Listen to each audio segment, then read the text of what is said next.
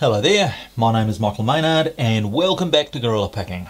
Now, what we are going to do today is review two instruments that are readily available and for sale to lock sporters.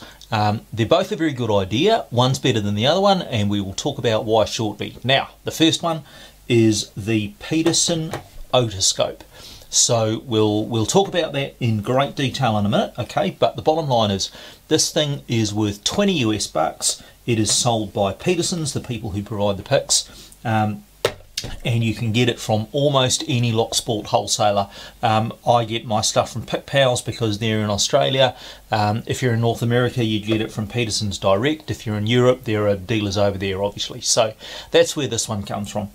Cost 20 bucks US, give or take. Now, this one here.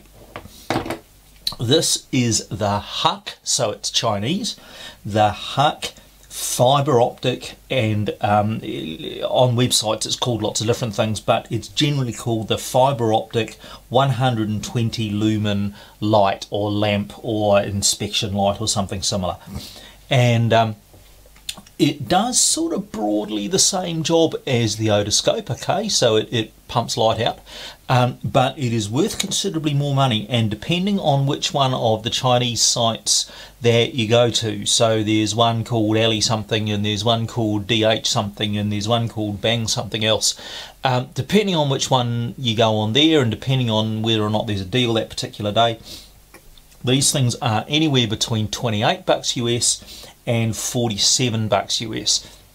So the first thing I need to point out is that this Chinese thing is considerably more expensive than this Chinese thing, and let's make no bones about it, this is just a Chinese made thing that Peterson's have branded themselves. The HUK thing is much the same, Chinese made and sold under a Chinese brand name, obviously.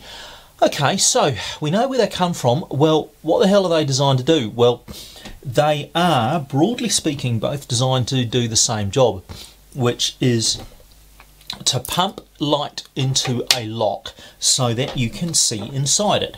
Now, the way that this one works is that it has got a little fibre optic cable. So this part is basically a pen torch, pretty simple there. What then screws on the front end is a little fibre optic cable, a very, very little narrow diameter one, and what that then does is pumps a little bit of light out the front of this, and theoretically it's flexible. In practice it's not. If you bend that too much, you're going to bust it. But the idea is that you can put light into a lock such as this and have a bit of a look inside.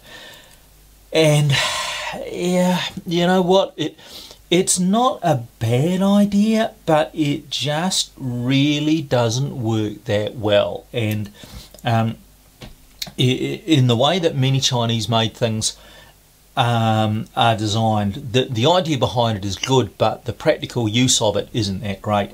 Now, the Peterson one does much the same thing. So it takes two AAA batteries there in the handle, and it is switched by a little switch on the pocket clip, and the idea is that that will shine a light into the lock as well. Now here's the thing, folks, this cheaper instrument here has the massive advantage that it also has a lens here. It has a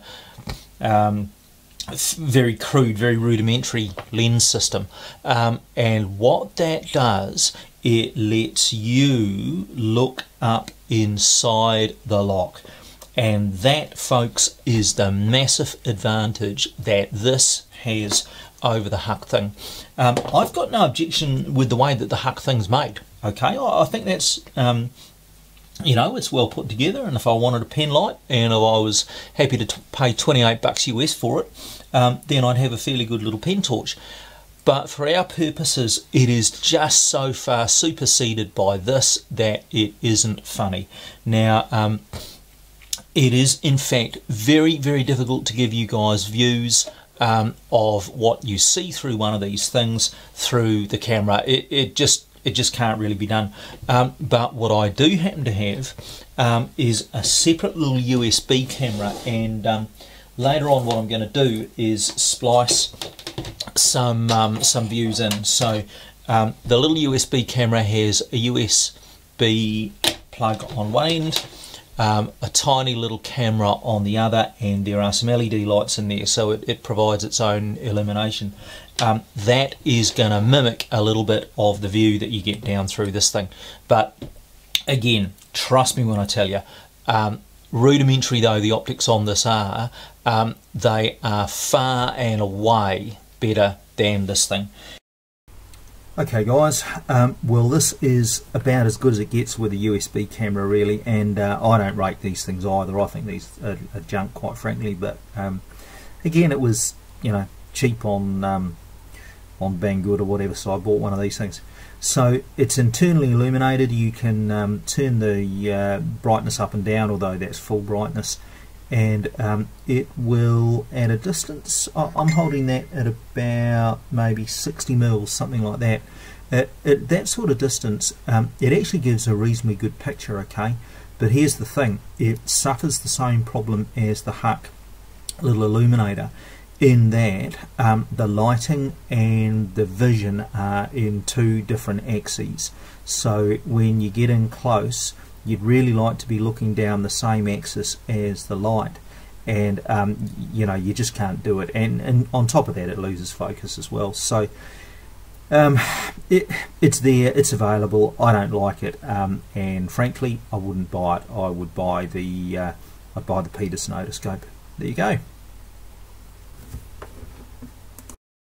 Now, why do I think this is so poor? Well, first and foremost, it doesn't actually put out a lot of light. Now, this instrument here, that is a thing called a transilluminator, and Latin obviously trans across illumination, you can work out for yourself. So it puts illumination across things, and it is exactly the same tool as this.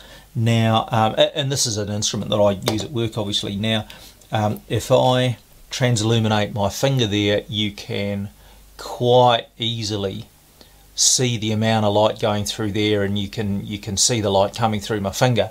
On the other hand, the little light source here, it's just a little bit pathetic, eh? It's not really very good at all. So it doesn't put out a lot of light. And the other thing about it is that even if you were able to get it to roughly the right sort of place and kind of get the light to where you wanted it to be, you then can't get your eye up to actually see what's down there, you know. So what you really need is a system where you and the light are going down the same axis, they're coaxial, and that in fact is what this instrument does. So this is a proper otoscope, okay? So this is a device for looking at ears. This is the again a Welsh-Allen one, best you can buy. It's about $1,000 US worth. And the way that this works, it's got a very sophisticated imaging system and a system of mirrors that puts the light and your view down exactly the same path. So that's how you can look down into an ear with one of these things. Now, this poor old HUK device just doesn't have anything even remotely like that. It's just a little wee light and nothing else. And this Peterson thing here, crude though that little lens is, it does actually get your view and the light almost in the same plane, almost on the same axis. So for 20 bucks, right, cheaper than this thing here. This, again, I know I'm hammering it, is a far better bet. So there you go, folks. The HUK lockpick fibre optic light and the Peterson Locksmith Tools Otoscope. If you are looking in locks, if you need to understand what's in a lock before you start picking it, that, unless you've got $1,000 free, that instrument is the one that you want. Thanks for watching, folks. I'd love to hear your thoughts on this. Put them on the doofer below. My name's Michael Maynard, and this is Gorilla Picking.